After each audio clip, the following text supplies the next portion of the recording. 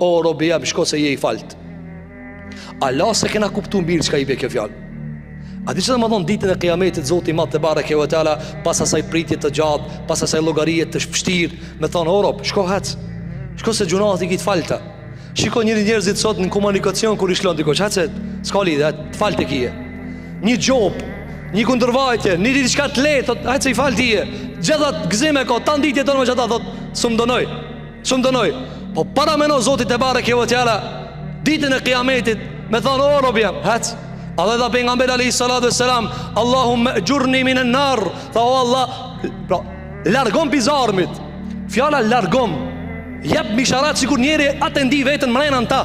Andaj ka thonë, shpoton pizarmit, largom pizarmit. A mund ta paramendoni sikur që ka thonë Ebu Dherri radiallahu an, dhe Ebu Darda radiallahu an, ka thonë nuk shpoton ditën e kiametit, po si njeri i cili i lutet Allahut me dënes, sikur ai njeriu i cili është duke u mbyt ndeti. Si i lutet Zotit Madh te bareke ve teala.